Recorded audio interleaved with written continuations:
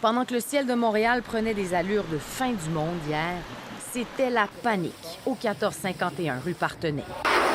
Par dizaines, armés de pelles, les résidents repoussaient l'eau qui entrait par les portes, mais aussi par les égouts. Une opération tristement devenue routine. Pour parler vulgairement, c'est de la merde qui remonte là, donc c'est vraiment très désagréable.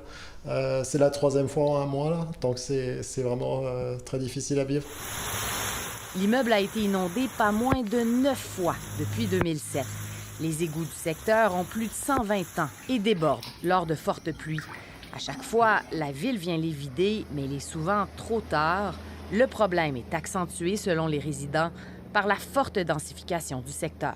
Même s'ils savent que le réseau d'égouts et des pluviales ne suffit pas, il ne marche pas, ils continuent à construire plein de grosses constructions. Ça n'arrête pas, en fait. Et l'angoisse est aussi financière.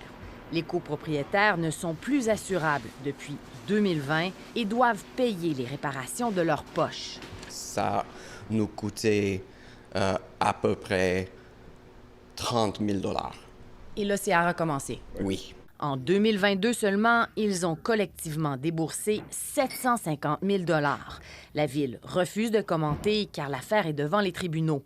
Mais la conseillère du district disait l'an dernier que la situation serait hors du contrôle des élus. C'est épouvantable de devoir vous dire ça, mais je préfère être transparente. On le sait qu'avec les changements climatiques qui s'en viennent, ce risque d'épisode-là va être de plus en plus fréquent.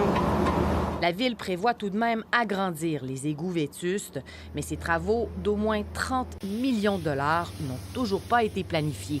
Pendant ce temps, les résidents, devenus compagnons d'infortune, attendent avec désarroi le prochain déluge. Ici Natacha McDonald-Dupuis, Radio-Canada, Montréal.